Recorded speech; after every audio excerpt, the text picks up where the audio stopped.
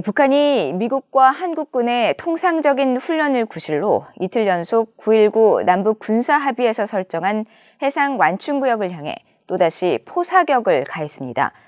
한국 정부는 북한의 이딴 도발에 대응해 새 국방백서에 북한을 적으로 명시하는 문구를 6년 만에 다시 넣을 것으로 알려졌습니다.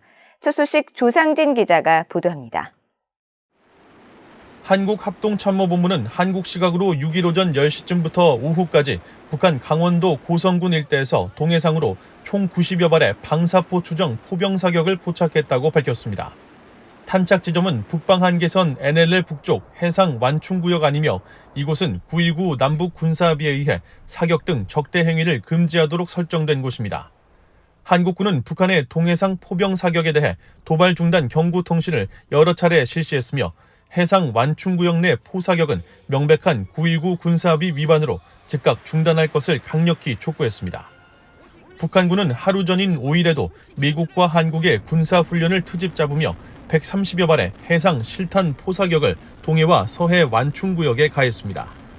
이런 가운데 한국 정부는 북한의 이 같은 이딴 도발에 대응해 내년 초 발간하는 2022 국방백서에 북한 정권과 북한군을 적으로 명기하는 방안을 적극 검토하고 있습니다. 국방백서는 매년 발간되는데 이번에 북한이 적이라는 표현이 들어간다면 지난 2016년 이후 6년 만에 처음입니다.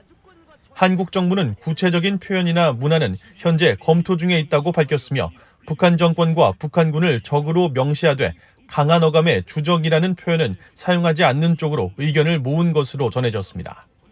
한국의 전문가들은 북한의 이딴 포사격 도발은 미국과 한국의 확장 억제 강화와 함께 최근 한국이 미국, 일본과 함께 독자 제재에 적극 나서고 유엔 무대에서 북한 인권 결의안 공동 제안국으로 복귀하는 등 일련의 조치에 나서고 있는 데 대한 불만이 담긴 것으로 분석했습니다. 제재도 그렇고 또 인권 관련 부분에서 국제사회에서 한국이 했던 투표 행위라든가 여러 가지가 아마 이제 북한에게는 하나하나의 적대 행위로 이제 간주를 하고 거기에 하나하나에 대해서도 이제 트집을 잡고 대응을 해주겠다라는 것으로 이제 보여줄 수 있죠. 또 연쇄 도발을 벌이고 있는 북한의 궁극적 의도는 핵보유국 지위 확보를 겨냥한 한반도의 긴장 국면 유지이고 책임을 전가하려는 것이라는 분석도 나옵니다. 9.19 군사합의의 완충지대로 계속 쏘고 있는 걸 보면은 한국이 먼저 그거에 대해서 파기선언을 하기를 기다리는 듯한 책임을 돌리겠다. 그러니까 북한이 꾸준하게 명분을 갖고 움직여요. 그러니까 북한이 노리는 건 그걸 통해서 자신들의 도발을 희석시키려고 하는 그런 거죠. 전문가들은 북한의 이딴 도발은 미한 동맹과 미한일 군사협력이 강화되는 흐름을 끊기 위해 윤석열 정부를 겨냥한 공세로 남남 갈등을 일으키려는 속내이기 때문에 북한에 대한 보다 분명한 대적관이 필요하다며 국방백서에 북한을 적으로 명시하는 것이 필요하다고 평가했습니다.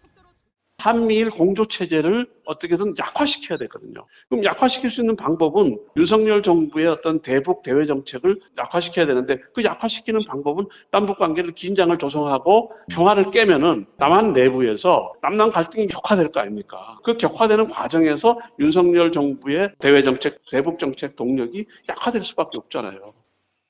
전문가들은 북한이 핵무력 법제화를 통해 핵 선제 공격 태세까지 드러냈고 이번 북한 총참모부 발표에서도 한국을 적으로 표시했다며 한국도 북한이 적이라는 표현을 국방백서에 다시 넣는 것이 현실에 부합한다고 지적했습니다.